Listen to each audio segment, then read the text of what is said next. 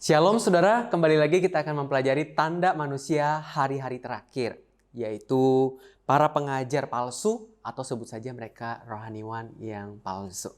Mari kita melihat di dalam 2 Timotius 3 ayat 6 sampai ayat yang 7. Demikianlah firman Tuhan, sebab itu di antara mereka terdapat orang-orang yang menyelundup ke rumah orang lain dan menjerat perempuan-perempuan lemah yang syarat dengan dosa dan dikuasai oleh berbagai-bagai nafsu yang walaupun selalu ingin diajar namun tidak pernah dapat mengenal kebenaran. Saudara yang dikasihi oleh Tuhan, kita berpikir, kemudian kita bertindak, kita berkata-kata, itu seringkali saudara kita digiring oleh pemahaman kita atau worldview kita, saudara.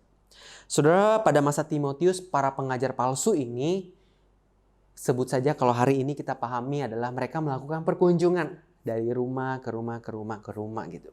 Dan secara khusus mereka mengunjungi para wanita pada waktu itu. Dan waktu mereka mengunjungi, saudara, mereka juga memberikan pengajaran, menyampaikan pengajaran kepada setiap orang-orang yang mereka kunjungi secara khusus pada waktu itu. Tetapi sebenarnya, saudara, waktu mereka mengunjungi, saudara, mereka tidak memberikan pengajaran yang benar tentang Yesus Kristus yang datang ke dalam dunia ini, yang mati dan bangkit, dan memberikan anugerah keselamatan yang mengasihi manusia, menerima manusia atau orang-orang berdosa. Sebab sedari awal mereka sebenarnya sudah menolak Yesus Kristus.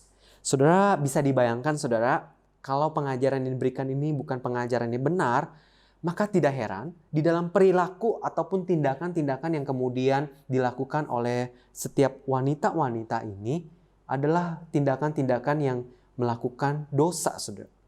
Karena tidak diberikan pengajaran-pengajaran yang benar. Oleh karena itu saudara, sebenarnya hal ini tidak hanya berbicara kepada setiap wanita, saudara. Sebenarnya tidak ada perbedaan antara setiap wanita dan juga pria.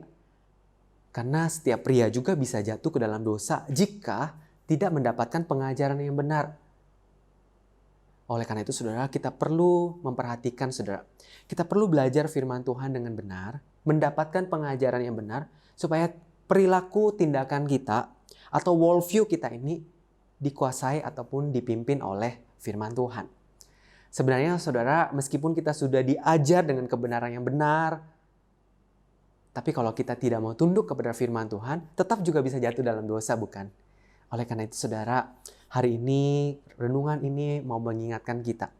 Mari kita dengan rendah hati mau belajar dan tunduk pada otoritas firman Tuhan. Supaya setiap pikiran kita, perkataan dan tindakan kita dikuasai atau dipimpin oleh firman Tuhan. Dan saudara, mari kita sama-sama saudara, seperti orang Berea, kita melindungi pikiran kita saudara dari ajaran-ajaran palsu atau ajaran-ajaran yang membuat kita kemudian jatuh dalam dosa. Dengan cara apa? Dengan cara terus belajar menyelidiki firman Tuhan. Saudara, bisa jadi saudara, saya sebagai rohaniwan ternyata memberikan pengajaran yang keliru ataupun pengajaran yang salah kepada saudara. Oleh karena itu, saudara perlu untuk kemudian mengkritisi ataupun mengoreksi setiap pengajaran dengan benar melalui firman Tuhan ini. Supaya kita sama-sama dikuasai, dipimpin oleh firman Tuhan. Mari kita belajar bersama-sama terus bertumbuh di dalam Tuhan. Mari kita berdoa. Tuhan, Bapa kami yang baik, terima kasih kalau hari ini Tuhan boleh mengingatkan kami, menuntun dan menolong kami, supaya kami belajar untuk kemudian mencari dan kemudian belajar kebenaran yang benar, supaya setiap pikiran, perkataan dan tindakan kami ini dipimpin dan dikuasai oleh firman Tuhan.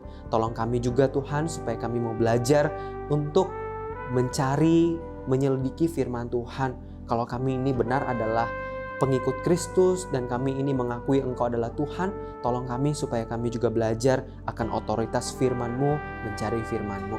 Berkati kami hari ini Tuhan di dalam pekerjaan kami, di dalam keluarga kami, dalam studi kami, atau apapun yang mungkin kami alami hari ini.